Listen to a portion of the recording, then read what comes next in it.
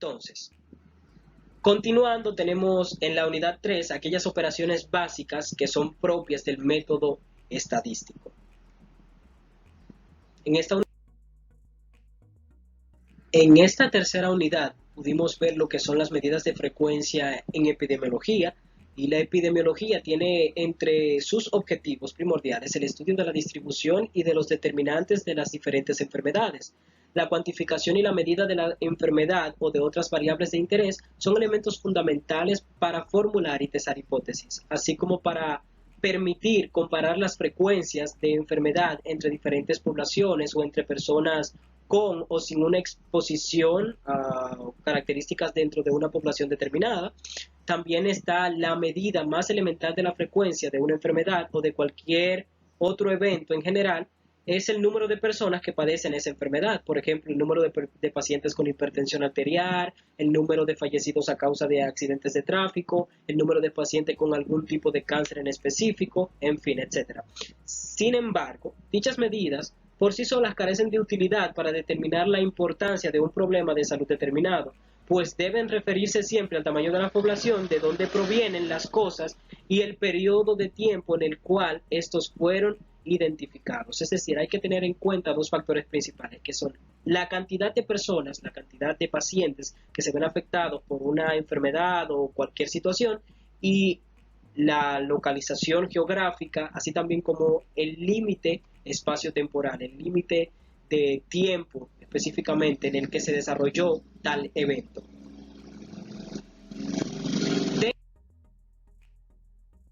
Bien, dentro de aquellos ejercicios básicos que son propios del método estadístico, tenemos lo que son la razón y proporción. En este caso vamos a hablar de razón. ¿Qué es una razón? La razón lo que hace es que muestra la relación que existe entre dos números. Se calcula dividiendo dos cantidades cualesquiera, sean o no de la misma naturaleza. Acá tenemos una fórmula general que nos permite calcular la razón. Entonces, tenemos un ejemplo aquí donde dice cuál es la razón de hombres y mujeres en esta clase si existen 43 mujeres y 19 hombres. Entonces, como ya mencionamos, la razón no es más que el cociente que se obtiene al dividir dos cantidades cualesquiera, sean o no de la misma naturaleza. En este caso tenemos 43 mujeres y tenemos también 19 hombres. Al dividir 43 entre 19, obtenemos como resultado 2.3, lo que quiere decir que la razón es de 2.3 mujeres por cada hombre. En esta clase hay 2.3 mujeres por cada hombre que hay.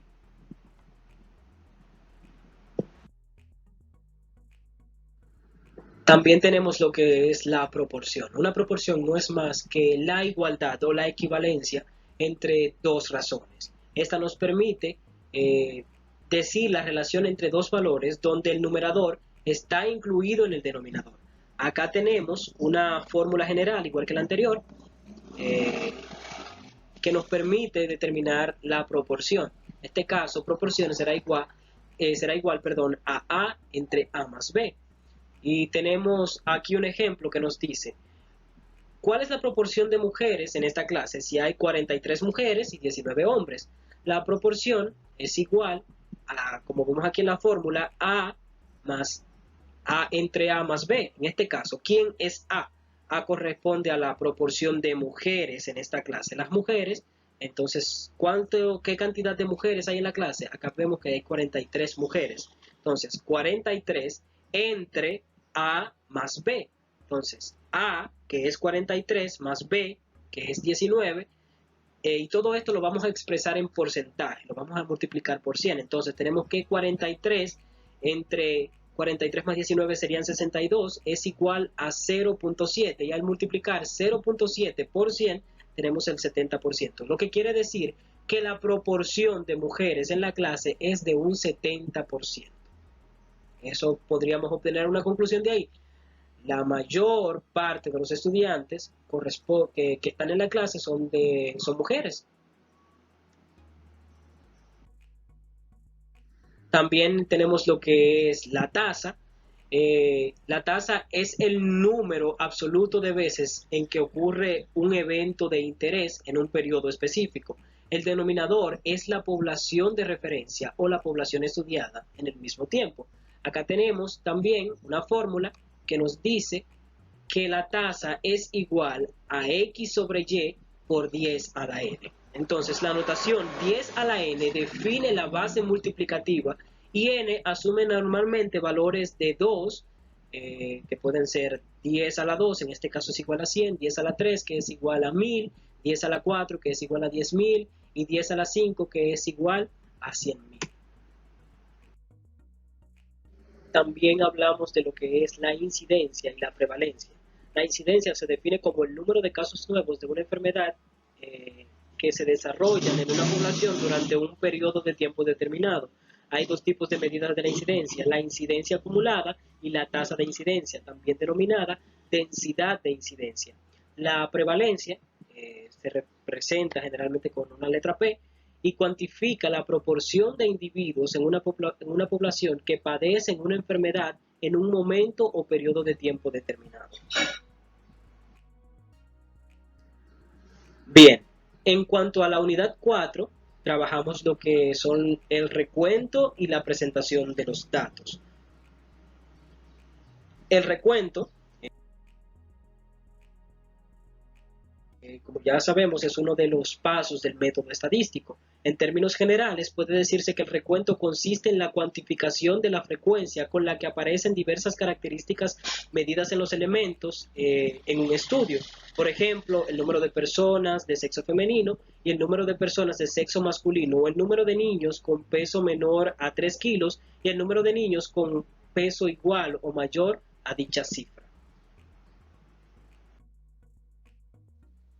Algunos de los conceptos que debemos conocer para entender mucho mejor los temas trabajados en la unidad número 4 son qué es un dato y qué es el conteo de datos. Un dato estadístico es cada uno de los valores que se han obtenido al realizar un estudio estadístico.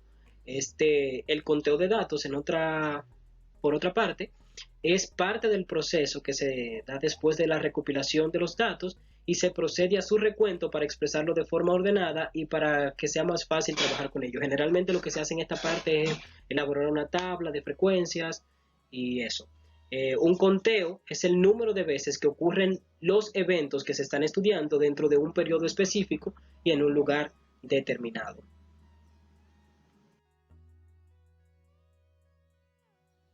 Otro de los conceptos trabajados en el desarrollo de la unidad 4 es el de frecuencia. La frecuencia estadística es la cantidad de veces que se repite una observación durante la realización de un muestreo. Existen diferentes tipos de frecuencias estadísticas. En estadística podemos identificar 4 tipos de frecuencia. Está la frecuencia absoluta, la frecuencia relativa, la frecuencia absoluta acumulada y la frecuencia relativa acumulada. La frecuencia absoluta se llama frecuencia absoluta al número de veces que se repite una variable en un experimento. Esta se representa con una F minúscula y la letra I, o con una N minúscula y la letra I.